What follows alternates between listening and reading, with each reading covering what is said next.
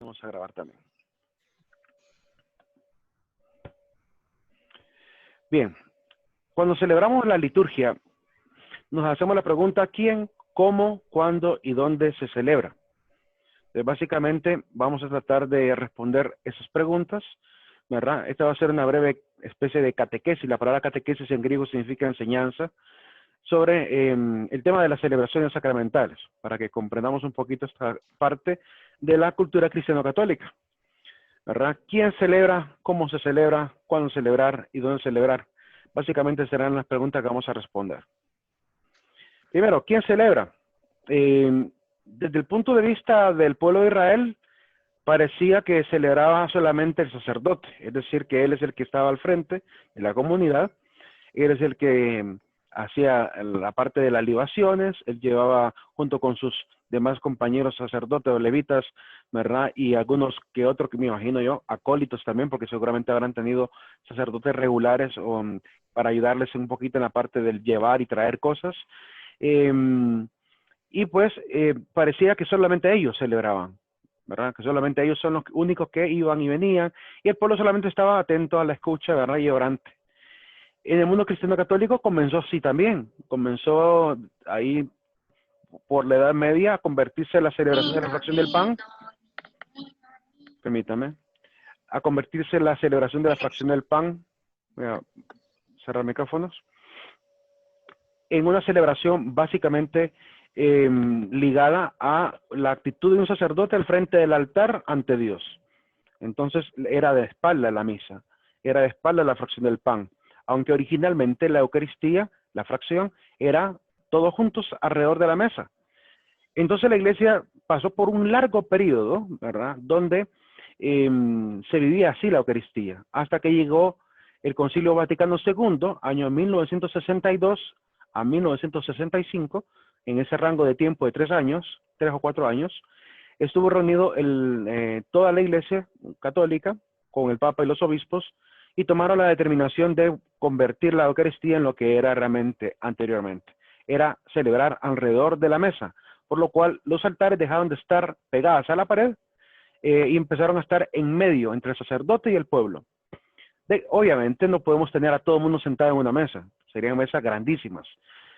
Por lo cual la mesa que tenemos es, el altar es simbólico, en el sentido de que simboliza la mesa común, ¿verdad? Por eso está entre el sacerdote y la gente. Pero entonces cambia también el sentido. ¿Quiénes celebran? Celebra tanto el ministro, que es el que preside, es el que está al frente, presidiendo la celebración, y celebra también el pueblo, que también gozan de un sacerdocio común. El sacerdote evidentemente está consagrado para ser ministro, ¿verdad? De la Eucaristía, ministro de los sacramentos, pero el pueblo también goza de un sacerdocio común, dice San Pedro, un sacerdocio, ¿verdad? Dios nos hizo a través de Cristo un pueblo de sacerdotes. Es decir, que en el pueblo sacerdotal, ¿verdad? Todos compartimos la dicha de poder celebrar junto con el ministro alrededor del altar. Permítanme. Pasamos a la siguiente diapositiva. En este sentido, el sacerdocio ministerial o sacerdocio común aparece en Hebreos capítulo 10, versículo del 19 al 25. Dice el texto, teniendo pues, hermanos, plena seguridad para entrar en el santuario en virtud de la sangre de Jesús, por este camino nuevo y vivo, inaugurado por él para nosotros a través del velo, es decir, su propia carne, igual que el templo tenía también un velo, y con un sumo sacerdote, que es Cristo, al frente de la casa de Dios. Acerquémonos con sincero corazón, en plenitud de fe, purificados los corazones de conciencia mala y lavados de los cuerpos con agua pura. Mantengámonos firmes en la confesión de la esperanza, mantengamos firme la confesión de la esperanza, pues fiel es el autor de la promesa. Fijémonos los unos en los otros para estímulo de la caridad y de las buenas obras, sin abandonar vuestra propia asamblea como algunos acostumbran a hacerlo, antes bien animándoos tanto más cuanto veis que se acerca ya el día. Es decir, que la actitud del pueblo es estar en constante celebración sin andar abandonando las asambleas. Hoy hay muchísimos cristianos que parecieran lobos solitarios, que no quieren sentirse parte de una iglesia. Dicen, yo creo en Cristo, pero no creo en ninguna iglesia. Entonces significa que pareciera que no creen en Cristo realmente, porque Cristo dejó una iglesia instituida a través de los apóstoles. Por tanto, para creer en Cristo hay que creer también en lo que Él estableció. Y por tanto los cristianos estaban llamados a vivir en comunidad y no salirse de las asambleas, de esta comunión, ¿verdad? Como solían hacer algunos por arrogancia, por autosuficiencia. La comunidad, por tanto, de bautizados es la asamblea que celebra, juntos con el sacerdote, bajo la unción del Espíritu Santo, quedamos consagrados como casa espiritual y sacerdocio santo para que ofrezcan a través de todas las propias, ¿verdad? De todas las ofrendas propias, sacrificios espirituales. Entonces, en esta acción, pues, la comunidad, cuando participa de la asamblea, también actúa junto con el sacerdote, celebrando alrededor de la mesa del altar. En 1 Pedro 2:4, capítulo 2, versículo del 4 a 5, dice, acercándonos, pues, como piedras vivas, a Él, como piedra viva, desechada por los hombres, pero elegida, preciosa ante Dios, también vosotros, cual piedras vivas, entrad en la construcción de un edificio espiritual para un sacerdocio santo, para ofrecer sacrificios espirituales aceptos a Dios por mediación de Jesucristo. Entonces Pedro es el que nos habla de que somos edificio espiritual y somos sacerdocio santo para ofrecer sacrificios espirituales. Esta actitud celebrativa pues está en todos los cristianos. Por eso estamos llamados a vivir constantemente leyendo la palabra, haciendo oraciones, intercediendo por los santos, como Pablo también va a decir. En 1 Pedro 2:5 dice, pero vosotros sois linaje escogido, linaje elegido, sacerdocio real, nación santa, pueblo adquirido, para anunciar las alabanzas de aquel que os ha llamado de las tinieblas a su admirable luz. Entonces somos sacerdocio, somos pueblo santo, ¿verdad? Y en medio del pueblo santo salen personas idóneas, ¿verdad? Elegidas, igual que en la comunidad de los apóstoles, que tenían muchos candidatos, pero dice, elijamos entre todos, ¿verdad? A 7, elijamos entre todos, ¿verdad? A 1. Entonces, entre todos se eligieron a Matías, entre todos se eligieron a Esteban, a Prócolo, a Nicanor, como los primeros diáconos y como el sucesor de los apóstoles. Matías como sucesor de apóstol, ¿verdad? Y los primeros mencionados en el capítulo, ¿verdad? 7 de Hechos de los Apóstoles, donde aparece la elección de los diáconos, ¿verdad? Creo que es el capítulo 6. Capítulo 6 aparece la institución de los primeros 7 diáconos o servidores de la iglesia. Prócoro, Nicanor, Timón, Pármenas, Nicolás, ¿verdad? Y Esteban, que son los que están mencionados ahí. Entonces, de entre medio de la comunidad, eligieron a personas idóneas. Y estas personas idóneas van a formar parte de un ministerio sacerdotal especial, un ministerio sacerdotal ministerial, porque son nombrados ministros en medio de la comunidad. ¿Qué significa? Que a ellos les dan la autoridad para poder seguir administrando la gracia que Cristo dio a través del Espíritu Santo.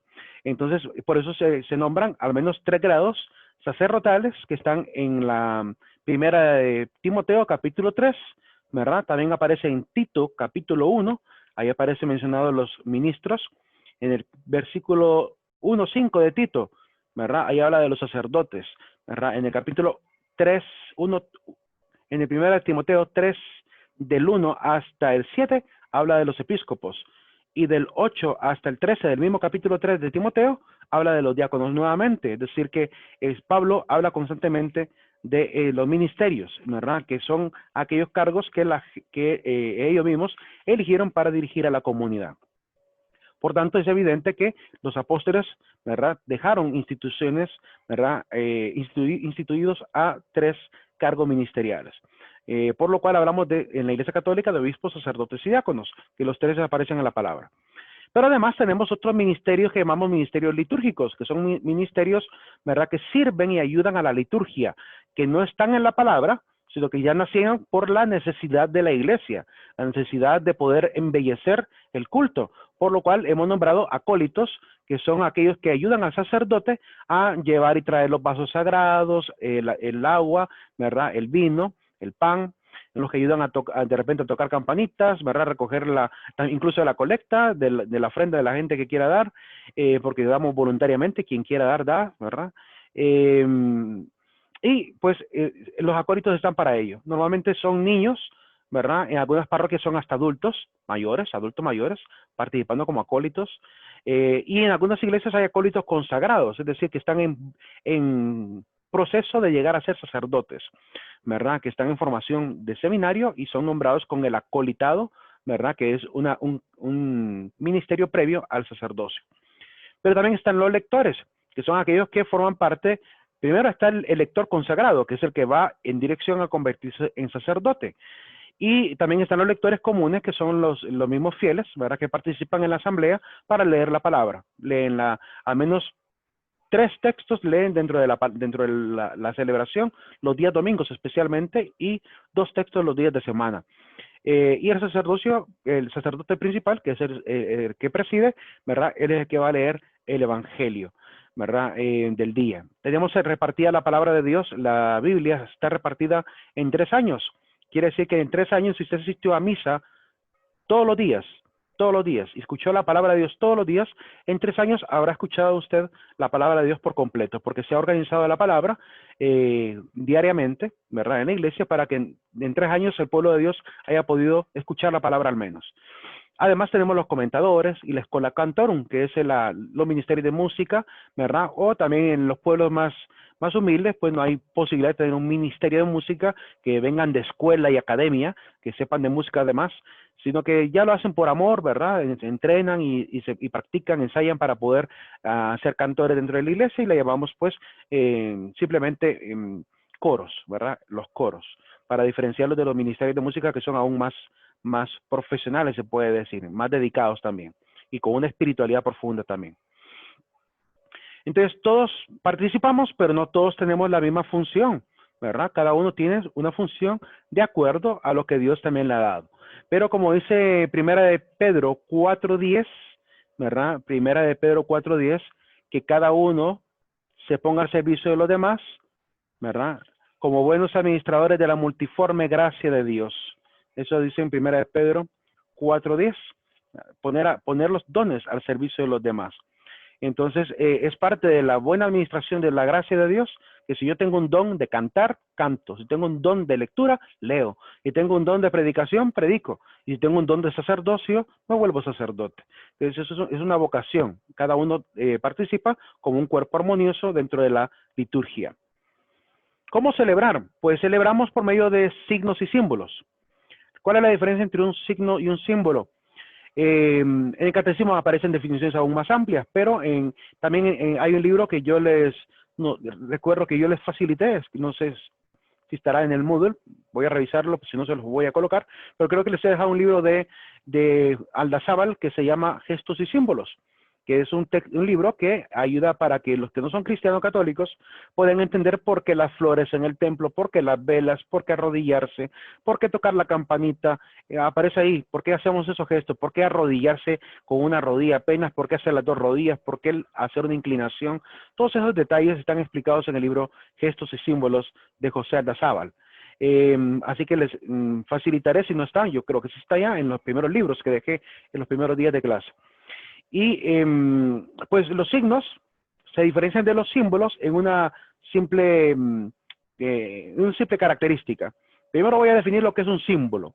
Un símbolo es aquello que evoca otra realidad.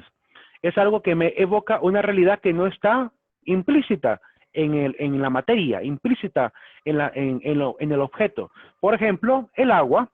El agua no tiene implícito el significado de perdón de los pecados. No tiene implícito eso. Sin embargo, cuando lo utilizamos en el bautismo, el agua pasa a formar parte del verbo purificación. Y si purifica significa que limpia. Y si limpia, pues, ¿qué es lo que está limpiando en el momento de recibir el bautismo? Estar limpiando del pecado original de nuestros padres, de Adán y Eva. Razón por la cual, al recibir el bautismo, estamos haciendo un acto simbólico, ¿verdad? De recibir el agua como si fuera un baño de purificación espiritual. Ahora, ¿qué es un signo? Un signo ya incluye símbolos y además incluye ritos.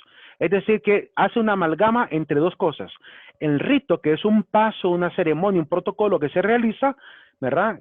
Complejo, con varios símbolos y que evocan evidentemente una gracia o una realidad que se está recibiendo. Volvemos otra vez al ejemplo del bautismo.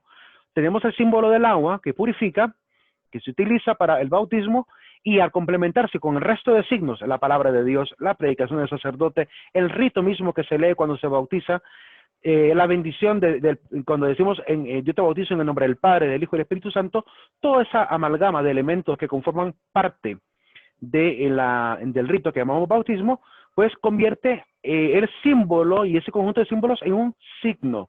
Y cuando ya pasa a ser un signo, significa que está realizándose una realidad espiritual que se utiliza con algo simbólico, pero que a la vez tiene efectividad. Por eso, cuando hablamos de los sacramentos, decimos que los sacramentos son signos sensibles y eficaces que comunican la gracia de Dios. Quiere decir que son signos que lo que dicen que hacen, lo hacen. Si el bautismo dice que purifica el pecado original, lo purifica. Si la reconciliación dice que perdona el pecado, lo perdona. Si en la confirmación o imposición de manos, ¿verdad?, se dice que transmitimos el Espíritu Santo, se transmite. Es decir, que el signo que se realiza, ¿verdad?, es eficaz. ¿Verdad? No se hace por dramatismo ni por teatralidad. Se hace porque en realidad se está viviendo, ¿verdad?, espiritualmente este fenómeno. Entonces, de igual manera, cuando a un sacerdote se le consagra, queda consagrado, ¿verdad? A un matrimonio, cuando se le une, queda unido, ¿verdad? Y lo que Dios unió, que no lo separa el hombre. Entonces, esto es lo que pasa en los sacramentos. Los sacramentos se vuelven signos sensibles y eficaces que comunican la gracia. Y así es la pedagogía de Dios. La pedagogía de Dios incluye signos y símbolos, y Dios constantemente nos ha hablado en la palabra de Dios a través de su propia palabra, a través de símbolos naturales, ¿verdad?, a través de acciones también humanas. Si vamos al caso de Jesucristo, Jesucristo para sanar hacía también algunos símbolos, utilizaba símbolos. Por ejemplo, cuando curó a un ciego, le dice que estiró un escupitajo en el piso, hizo lodo, ¿verdad?, y le untó lodo en los ojos. Uno se hace la pregunta, una pregunta curiosa, ¿verdad? ¿Será que era realmente necesario escupir, hacer el lodo con la saliva y untarle en los ojos? ¿Qué explicación tendrá eso? ¿Qué razón tendrá eso? ¿Qué lógica tendrá eso? Desde la lógica humana no podemos entenderlo. Sin embargo, Cristo lo hizo, ¿verdad? Y ese elemento de decirle, ¿verdad?, de ponerle esa crema de lodo en los ojos y pedirle que se fuera a lavar, ese era un signo que evocaba también un acto de fe, una acción humana que Cristo solicita a la persona. Es como para simbolizar, vas a ir a lavarte y te vas a limpiar los ojos, y literalmente te lo vas a limpiar, pero también espiritualmente te lo vas a limpiar. Entonces Jesucristo utiliza también los símbolos para poder comunicar parte de la gracia de Dios. Y así, podemos seguir enumerando, tanto en el Antiguo como en el Nuevo Testamento, muchísimos ejemplos. Hay diversos signos de alianza, como la unción, la imposición de manos, ¿verdad?, el sacrificio mismo, los gestos y símbolos que hacemos constantemente en la asamblea, ¿verdad? Todos ellos son signos que vivimos para poder simbolizar algo que obtenemos de parte de Dios. La unción de los enfermos es la obtención de la gracia, de la sanidad que Dios da. La imposición de manos es el signo, ¿verdad?, de la adquisición del Espíritu Santo. El sacrificio a recibir el pan y el vino, ¿verdad? Estamos aceptando que estamos llamados a hacer también sacrificio vivo, igual que Cristo, ¿verdad?, se entregó por la humanidad y nos dio hasta de comer. Así también los cristianos estamos llamados a hacer alimento para los demás, ¿verdad?, sacrificarnos por los demás y darnos a los demás. Gestos y símbolos, cantidad de gestos y símbolos que podemos seguir enumerando. Cristo también asumió muchos signos, por ejemplo, el curar, el predicar, algunos gestos de carácter, ¿cómo se puede decir?, de carácter simbólico, como los que ya mencioné, ¿verdad?, el de hacer la saliva, el de pedir a alguien que se metiera a una piscina, el de pedirle a alguien que se fuera a presentar al sacerdote, como el caso del leproso de Lucas capítulo 17, ¿verdad? O el caso, por ejemplo, de los hombres que llegaron a querer apedrear a la mujer, a la adúltera, ¿verdad? Les pide que hagan un signo. ¿Qué signo les pide? Tiren la primera piedra, ¿verdad? Tiren la primera piedra, y con ese signo prácticamente les enseñó algo, de que estaban realmente también con culpabilidad. Hay signos sacramentales como el memorial del misterio pascual, que celebramos a través de la Eucaristía, el otorgamiento de la gracia, que se hace a través de la diferente cantidad de sacramentos que vamos a ver. Y la prefiguración de la gloria del cielo, cuando cantamos en la misa, ¿verdad? Santo, santo, santo es el Señor Dios del universo, llenos están los cielos y la tierra de tu gloria, estamos compartiendo la comunión también con la iglesia celestial, cantando al igual que los santos, que cantan según, como dice Apocalipsis, ¿verdad? Santo, santo, santo. Es parte de la prefiguración de lo que viviremos en la gloria de Dios. Aquí está pues una definición un poquito más ligada al catecismo. Los símbolos sirven para significar una realidad distinta pero relacionada. Lick, Dime. ¿será que podría poner la diapositiva anterior Con gusto. un momento? Con gusto, ahorita va. Gracias, Lick. Ok, ahí está llegando. Voy a mostrarles las definiciones, ¿verdad? Una lectura rápida, las tendrán en la diapositiva para ampliar un poquito más lo que acabo de explicar respecto al signo y al símbolo. Pero para que tengan una definición también de más amplia, ¿verdad? Les voy a dejar también tanto en el PDF como en la diapositiva, en el video, ¿verdad? Estas definiciones que vienen a continuación. Me avisas cuando termines. Ya, Lick. Ok. Decimos que el símbolo entonces significa algo, como el humo significa que hubo fuego, la humedad es símbolo, ¿verdad?, de que hubo agua, la paloma es símbolo del Espíritu Santo, la cruz es símbolo de sacrificio.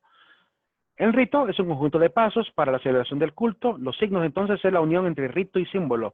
Por ejemplo, el rito de entrada se acompaña con el símbolo de la cruz, significando que es el inicio del sacrificio. Los anillos del matrimonio, ¿verdad?, se entregan durante el rito de un sacramento para significar la unión entre dos personas ante Dios y la comunidad.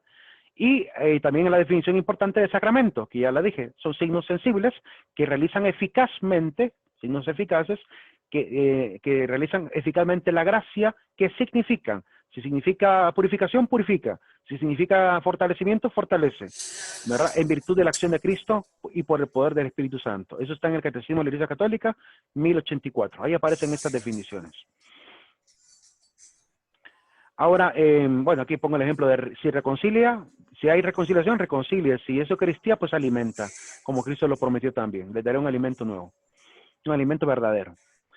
En cuanto a la armonía de los símbolos, pues hay palabras y acciones. Las acciones significan lo que expresa la palabra de Dios. Y también hay canto, ¿verdad? Como pide en el caso de Salmos, Colosenses también, ¿verdad? Alzar un cántico a Dios, un cántico nuevo, ¿verdad? Recitar entre vosotros salmos, himnos y cánticos inspirados, cantad y salmodiad de vuestro corazón al Señor. Aquí quiero hacer una paréntesis, una pequeña crítica para los que estamos en diferentes iglesias. Dice San Pablo, cánticos inspirados.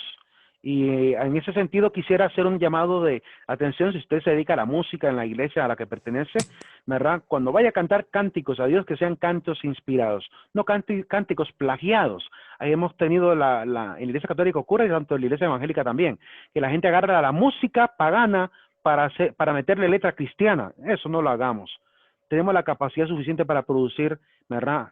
Música inspirada en Dios, para no andar imitando a lo del mundo, porque si no, lo que estamos haciendo es volviendo perpetuo, ¿verdad?, aquel sonido pagano, que aquel sonido que se originó con letra pagana, con letra incluso hasta vulgar, ¿verdad?, o letra incluso atea, ¿verdad?, que puede haber. Entonces tengamos cuidado de no plagiar la música, seamos también honestos, ¿verdad? El plagio es un delito, entonces hagamos música inspirada, música nueva, cántico nuevo. Se permiten entonces tres criterios en medio de las palabras canto y música, ¿verdad? La belleza, la participación y la solemnidad. Debe tener tres criterios por lo menos. Si voy a hacer un canto, que sea para embellecer, que no sea para entorpecer ni tampoco volver ridícula la ceremonia. Si voy a participar, ¿verdad? Es porque, el cántico tiene que permitir la participación de todos, al menos en el coro. Al menos el coro debería ser fácil de poder recordar para poder participar. Y debe ser solemne, dedicado a Dios y por tanto debe ser con la mayor solemnidad posible, ¿verdad? Así que hemos cometido varios, diría yo, no pecados, pero sí imprudencias de meter, por ejemplo, a la liturgia algunos ritmos que no son muy solemnes.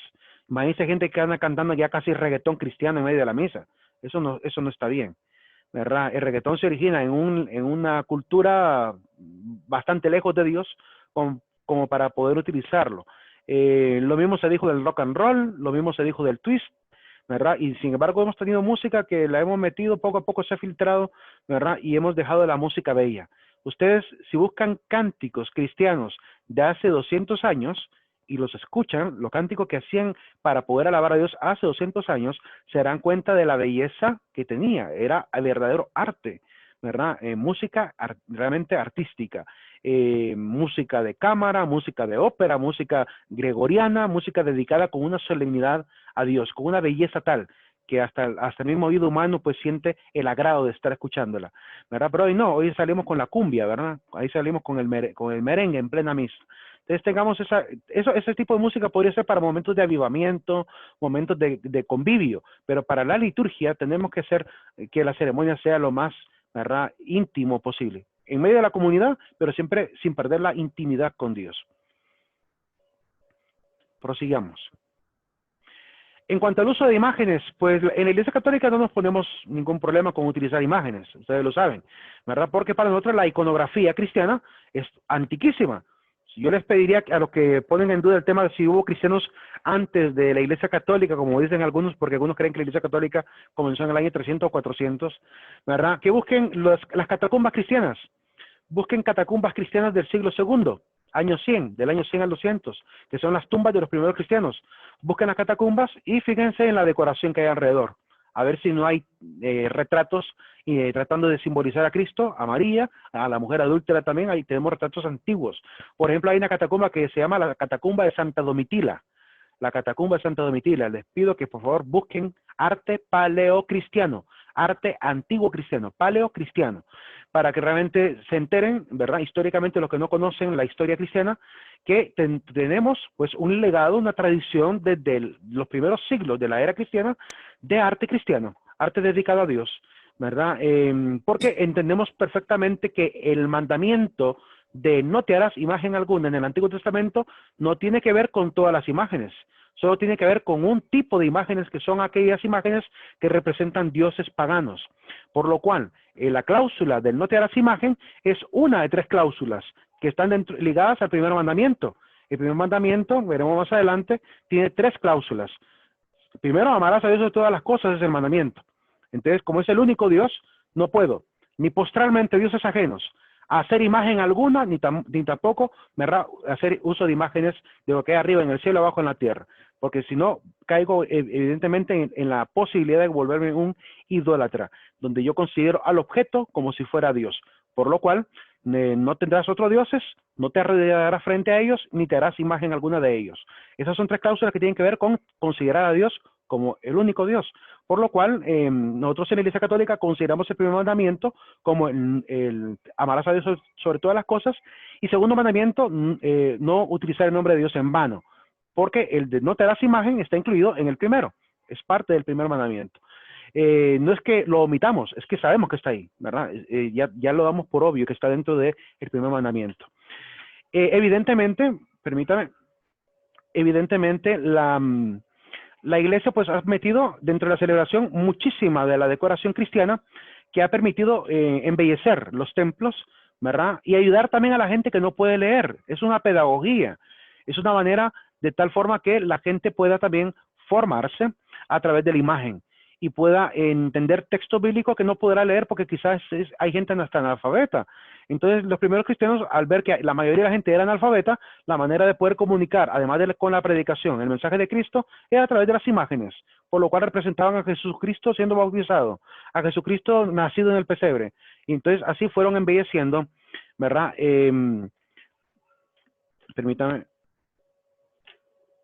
Fueron embelleciendo la liturgia para poder hacer también la iglesia, ¿verdad?, ligada. Ahora, ¿y el pueblo de Israel lo habrá hecho?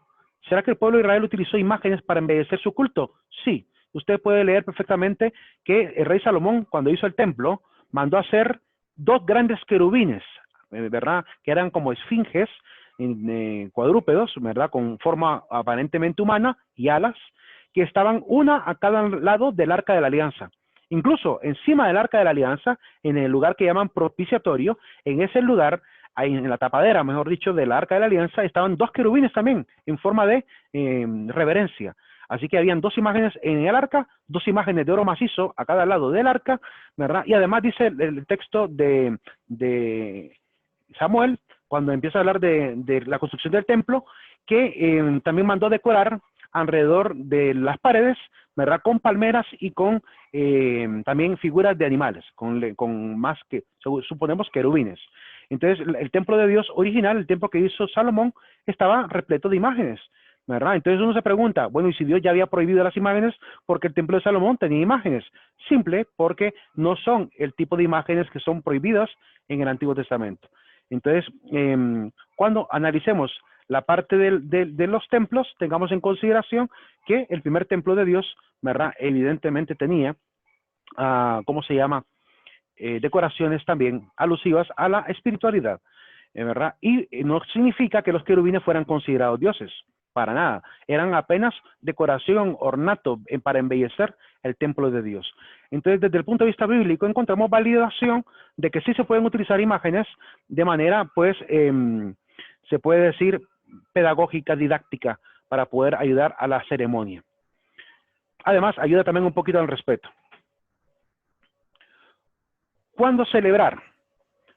¿Cuándo celebrar? En el sentido de la iglesia, pues celebramos alrededor del año. Cada año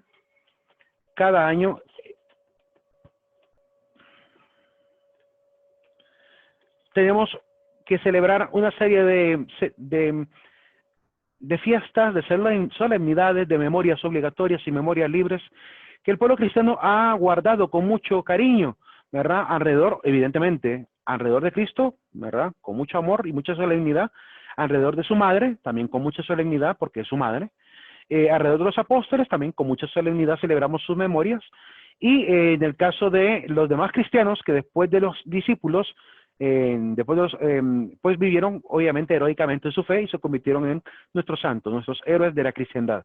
Pues los recordamos siempre, los tenemos siempre en mente, sobre todo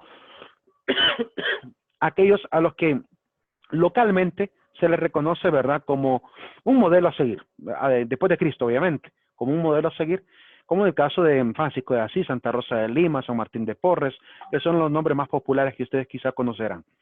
Pero tenemos muchísimos más. Son miles de santos a lo largo de la historia, ¿verdad? Y la iglesia trató de ubicarles al menos un día, ¿verdad?, donde estuviera cada uno. Entonces, ¿cuándo celebrar? Celebramos en un año litúrgico. Este año litúrgico se vive, pues, durante 3 años. El año litúrgico dura un año cronológico, pero también dura 3 años, ¿verdad?, de carácter litúrgico. Entonces, cada 3 años repetimos el ciclo de vivir una serie de tiempos que llamamos también tiempos litúrgicos, y le llamamos 3 años litúrgicos continuos porque son un año de tipo A, tipo B y tipo C. En el tipo A, bueno, lo que son tipo A, tipo B y tipo C, es porque en cada año hay distintas lecturas. Como les dije, la Biblia se repartió en 3 años, por lo cual tenemos el año A, B y C para llevar la continuidad de los textos y volver a repetir nuevamente el ciclo para las nuevas generaciones. Pero celebramos varios tiempos litúrgicos. Aquí quiero, pues, mencionarles algunos y darles una explicación rápida de ellos. Pueden ver que el color inicial, el que está en la parte de arriba, ¿verdad?, es color morado, pero también hay un morado al lado izquierdo. Comenzamos al lado izquierdo con el Adviento. El Adviento marca el inicio del año litúrgico. El Adviento son 4 domingos antes de la Navidad, ¿verdad? Estamos en noviembre más o menos, 4 domingos antes del 24 y 25 de diciembre. Por lo cual, celebramos esta parte de espera. Adviento significa, pues, la venida. Estamos celebrando con esperanza, la venida de Jesucristo. Es una celebración. Nos ponemos en el papel del pueblo de Israel que esperaba al Mesías. Pues nos ponemos a leer lecturas acerca de la venida del Mesías, ¿verdad?, de la venida de la salvación, del año de gracia del Señor. Entonces nos podemos a leer esos textos de esperanza a lo largo de estos 4 domingos, ¿verdad?, estas 4 semanas. Y recuerden que cada día leemos lecturas. Luego llega la Navidad, que es una gran solemnidad, ¿verdad? La Navidad se marca el 24 de diciembre a la medianoche. Evidentemente comenzamos a celebrarlo en el atardecer. Comenzamos a celebrarlo tipo 6 de la tarde en adelante. Ya empezamos a celebrar la Navidad, porque en el pueblo de Israel comenzaban también las liturgias, las comenzaban un día antes a las 6 de la tarde, ¿verdad? Así la Pascua, por ejemplo, se celebraba el día viernes a las 6 de la tarde, comenzaba la Pascua, ¿verdad?, hasta el día sábado. El Shabbat también, El Shabbat no comenzaba el sábado. El Shabbat comenzaba el día viernes a las 6 de la tarde, aproximadamente de 5 a 6 de la tarde, en el atardecer, caída del sol, ocaso. Entonces, así también la Iglesia Católica pues celebra de igual forma, ¿verdad? Así que, por ejemplo, si alguien no puede ir a misa el día domingo, que vaya el sábado por la noche, que prácticamente nos da lo mismo. Y pues la vida de la Iglesia es así, bien organizada. Después de la Navidad viene el tiempo que llamamos tiempo de Navidad, que para el mundo pagano, la Navidad solamente dura un día. El mundo pagano solamente dura el 24 y 25 de diciembre. Comienza el 24 de la medianoche y el 25 con los regalos de Santa Claus. Mundo pagano. Para el mundo cristiano, la Navidad comienza el 24 de diciembre y termina el 6 de enero. Ese periodo largo de Navidad, ¿verdad? Es decir, todo el final de diciembre, todo el inicio de enero. Celebración cristiana, debe ser así.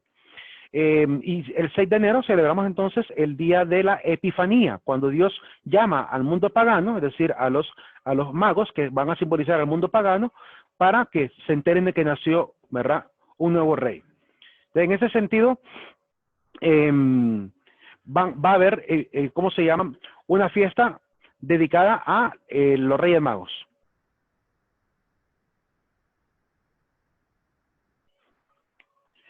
Y después del tiempo de Navidad viene, después del tiempo de Navidad, solo hice una pausa nada más.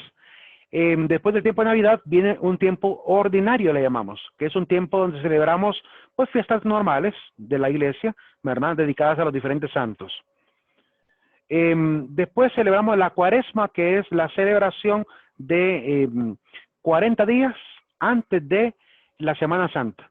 40 días para prepararnos en penitencia, para poder vivir con santidad, con la mayor santidad posible, ¿verdad?, la Semana Santa. Y simboliza también los 40 años del pueblo en el desierto, los 40 días de ayuno de Jesús, ¿verdad? El número 40, recuerden que en la Biblia significa pues tiempo prolongado. Y nos sirve para entrar en esta reconciliación con Dios, ¿verdad? Pues si hemos caído, somos seres humanos falibles, caemos constantemente y tenemos que luchar por alcanzar la corona de la salvación, por lo cual esa carrera hay que seguirla haciendo. No significa que ya llegamos a la meta. No por haberme bautizado, ya llegué a la meta. De hecho, cuando me bautizo, empiezo a estar en la punta de meta, en la punta de entrada hacia la meta. Es decir, que estoy apenas marcando el disparo de salida. El bautismo es apenas el disparo de salida. No es que porque ya me convertí, ya me salvé. No, no, no. La salvación se va a adquirir hasta el final de la vida. Cuando ya Dios haya visto todos los actos, incluyendo el último segundo de mi vida, ¿verdad? Y se ha evaluado, evidentemente. No significa que porque ya dije, ya creo en Cristo, ya me salvé. No, ese es un error. Dice la palabra la palabra de Dios que aquel que confiese con su boca que Jesús es Señor y cree en su corazón que Dios lo resucitó, será salvo. No dice es salvo, dice será en futuro. Por lo cual no significa que cuando yo diga yo creo en Cristo, no significa que me salvé, significa que me salvaré, que es diferente. Si me permanezco en esa fe. Por lo cual creemos que la salvación, ¿verdad?, es una lucha constante para poder adquirirla. Y en este camino de santificación, pues vivimos un tiempo de penitencia recordando los textos del desierto, los textos donde se habla de la reconciliación del pueblo, del retorno a Dios, de dejar los antiguos dioses, de volver nuevamente a Dios. Luego caemos en la Semana Santa, que ya saben perfectamente que dura una semana, evidentemente, de Domingo de Ramos a Domingo de Resurrección. Y durante esa semana de Semana Santa, pues celebramos el domingo inicial, el domingo de entrada triunfal de Jesús a Jerusalén. Celebramos el momento en que Jesús entra montado en un borrico con ramos. Luego el día lunes, martes y miércoles son llamados días santos, donde se le invita al pueblo cristiano a que viva en santidad.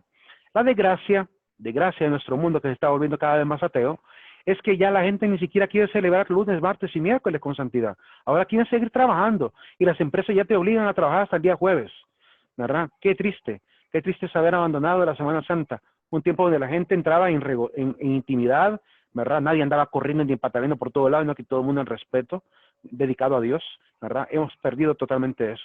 Y nos hemos vuelto esclavos del trabajo, ¿verdad? En vez de tener un tiempo donde perfectamente podemos sobrevivir. Miren, ahorita como hemos tratado de sobrevivir durante 3 meses sin estar constantemente, ¿verdad?, en el trabajo y ahogados, asfixiados por la labor cotidiana. y cómo hemos logrado ir subsistiendo. En una semana no podemos soportarla. Entonces, es parte de la ambición del pueblo que se ha olvidado de Dios por completo. Antes sí se dedicaba completamente. Y Honduras sí celebraba la semana completa, ¿verdad? El gobierno reconocía la Semana Santa como feriado, ¿verdad? Hoy se reconoce solamente del jueves para la tarde, de jueves en la tarde en adelante, lamentablemente. Por eso es que al final, el sábado, perdón, que es el día que debemos empezar a estar con mayor solemnidad porque está a punto de celebrarse la resurrección de Cristo, la gente en vez de vivir en santidad ese día, la vive en la playa, ¿verdad? Fornicando en las calles, fornicando en las playas, y en vez de vivir evidentemente como un verdadero cristiano. Hemos perdido por completo la dinámica de la santidad. Aún así, hay un pueblo fiel que no deja de tener este interés de guardar evidentemente esto. Yo creo que si un cristiano es católico y tiene su empresa, yo creo que algo justo que debe hacer este empleador es darle la semana completa a los empleados. Yo creo que es justo que considere a qué ha sido llamado. De hecho, San Buenaventura dice en uno de sus textos, en uno de sus sermones, cristiano, reconoce tu dignidad, reconoce a quién has sido llamado, que fuiste sacado del mundo de tinieblas y recuerda a quién perteneces. A veces nos olvidamos que pertenecemos a Cristo y nos decimos católicos, nos decimos cristianos. Tiempo pascual viene después de Semana Santa. Hay que recordar que el día viernes es el día del sacrificio de Cristo, ¿verdad? Dice la historia que a las 9 de la mañana lo crucifican, a las 3 de la tarde muere. Y el día domingo pues celebramos la resurrección. Hay que mencionar el sábado especialmente como un día litúrgico especial, porque el sábado celebramos la vigilia pascual. La vigilia pascual es la misa más larga de todo el año. Si una misa les parece larga, que dura una hora, espérense a vivir la vigilia pascual, que la vigilia pascual es la celebración de 4 ritos. Celebramos 4 ritos en este día. El rito de la luz, ¿verdad? Cristo, luz del mundo, y lo simbolizamos con un cirio pascual.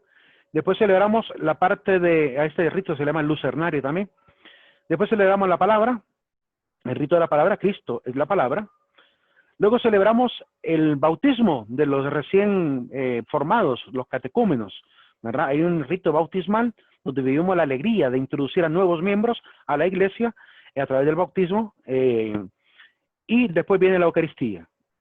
Entonces, a través de esa celebración cristiana, que puede durar de 2 hasta 3 horas, es básicamente la fiesta y celebración de la iglesia.